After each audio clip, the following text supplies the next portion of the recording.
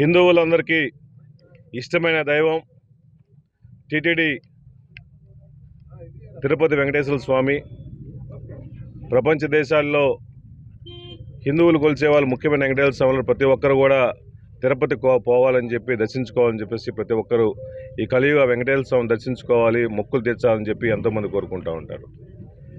అటువంటి పవిత్రమైన తిరుపతి వెంకటేశ్వర స్వామి గుడికి చైర్మన్గా ఉన్న బిఆర్ నాయుడు ఆయన డబ్బులు ఉండొచ్చు, టీడీపీకి సపోర్ట్ చేస్తుండొచ్చు, టీడీపీ చంద్రబాబు నాయుడు గారిని లోకేష్ని జాకిలతో లేపుండొచ్చు.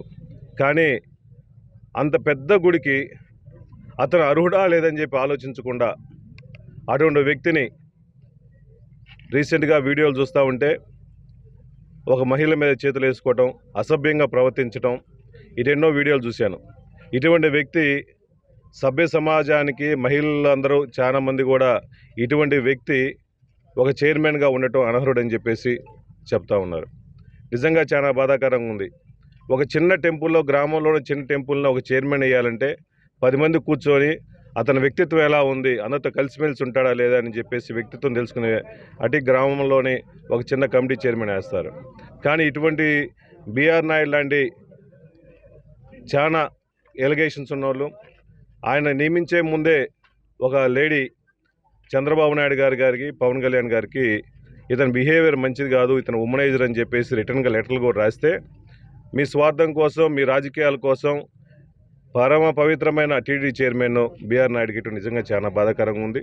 ఈయన వచ్చిన తర్వాత ఈ టీడీపీ ప్రభుత్వంలో ఈ బిఆర్ నాయుడు గారు వచ్చిన తర్వాత ఎన్నో అలిగేషన్లు వచ్చినాయి. గతంలో ఎప్పుడూ లేని విధంగా చాలామంది ఆ తొక్కిస్లాట్లో కూడా చనిపోవడం జరిగింది. ఇదంతా ఆయన ఫెయిల్యూర్ వల్ల జరిగింది. అదేవిధంగా ఎప్పుడు టీటీడీలో ఉన్నప్పుడు వెంకటేశ్వర స్వామి గురించి కానీ, తీర్థప్రసాదాల గురించి ఎప్పుడు న్యూస్ రాలా. వీళ్ళు కావాలని చెప్పేసి చంద్రబాబు నాయుడు గారు, బిఆర్ నాయుడు గారు వాళ్ళు కావాలని జగన్మోహన్ గారి మీద బురద చల్లడం కోసం, వాళ్ళ రాజకీయం కోసం, వాళ్ళు లడ్డూలో కూడా కల్తీ జరిగిందని చెప్పేసి అసత్య ప్రచారం చేసి టీటీడీ ప్రతిష్టను కూడా దిగజారుస్తున్నారు. మీ స్వార్థ రాజకీయాల కోసం దేవుణ్ణి కూడా కల్తీ చేసే వాళ్ళు ఈ చైర్మన్గా అనర్హులు.